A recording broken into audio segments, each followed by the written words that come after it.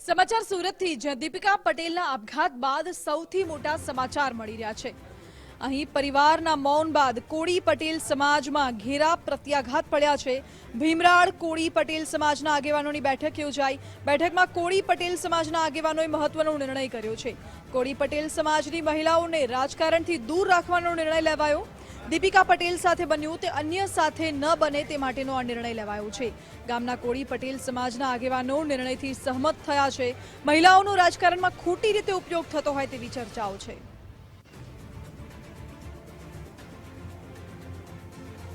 મહત્વનું છે કે દીપિકા પટેલે આપઘાત કરી લીધો હતો, જે બાદ પરિવારે મૌન સેવ્યું હતું અને પરિવારના મૌન બાદ કોળી પટેલ સમાજમાં ઘેરા પ્રત્યાઘાત પડ્યા છે।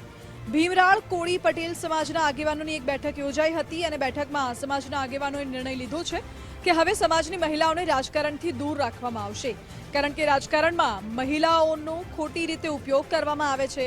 આ પ્રકારનો નિર્ણય કોળી પટેલ સમાજની બેઠકમાં લેવામાં આવ્યો છે।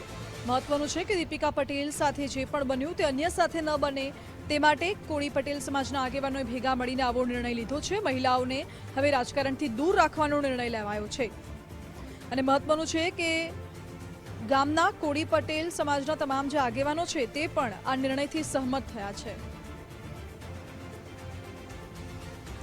અમારી સાથે કોળી સમાજના અગ્રણી જોડાઈ ગયા છે। સાહેબ, મહત્વનું છે કે દીપિકા પટેલ આપઘાત કેસમાં જે બેઠક યોજાઈ હતી, આપ લોકોએ જે નિર્ણય લીધો છે, શું છે તે નિર્ણય? ભાઈ, એ તો આખા કોળી સમાજમાં બધી ચર્ચાનો વિષય બન્યો છે। આ જી બહુ ધીમો આવે છે તમારે શું? હેલો, મારો અવાજ પહોંચે છે? જી પહોંચે છે, ધીમો આવે। સાહેબ, મહિલાઓને રાજકારણથી દૂર રાખવાનો નિર્ણય શા માટે લેવામાં આવ્યો? આજકાલની નારી તો સશક્ત છે। એમાં શું કા ઘટના એવી બની છે જી, કે દીકરી નાદાન છે અને સ્વભાવની સારી સક્ષમ હતી। એને કેમ આવું પગલું ભર્યું છે કે સમાજ થોડા મૂંઝવણમાં છે। જી, સમાજને ખ્યાલ નથી આવતો, કોળી સમાજને, અને બહોળો સમાજ છે કોળી પટેલ અમારો।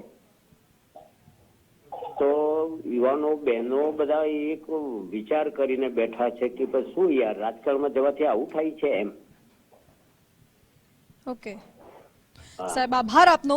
એટલે કોળી પટેલ સમાજે એવો નિર્ણય લીધો છે કે શું રાજકારણમાં જવાથી આવું થાય છે, મહિલાઓને ભય છે, એટલે નિર્ણય લેવામાં આવ્યો કે કોળી પટેલ સમાજની મહિલાઓને હવે રાજકારણથી દૂર રાખવામાં આવશે।